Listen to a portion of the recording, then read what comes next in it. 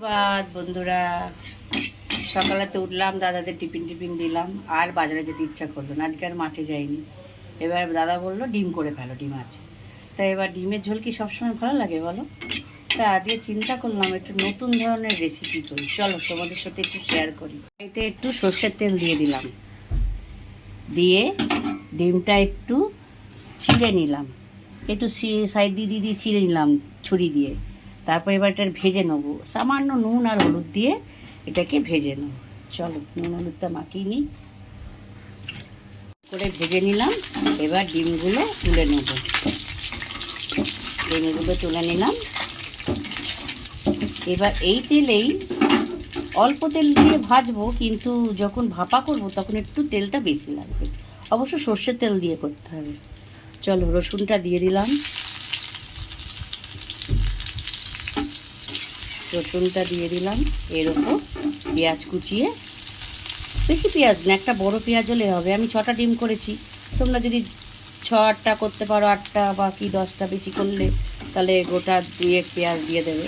আমি একটাই দিয়েছি। পেঁয়াজটা ভাজা হয়ে গেল। এবার এই পেঁয়াজ ভাজাটা যেই টিফিন কারিটায় ভাপা করব সেটাই দিয়ে দিলাম। এখন আমি গ্যাসটা নিভিয়ে দিলাম, গ্যাসের আমার কোনো দরকার নেই, নিভিয়ে দিলাম। চলো এবারে এই যে ভাপাটার মধ্যে এই যে পেঁয়াজ দিয়ে দিয়েছি, এর মধ্যে কি দিয়ে দেবো, এই সর্ষে যে বেটেছি, সর্ষে পোস্ত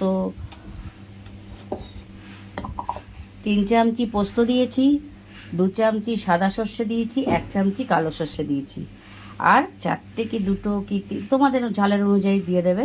এইটা আমি দিয়ে দিলাম, ঠিক আছে, দিয়ে দিলাম। এবার এইটা দুটো একসাথে নাড়বে।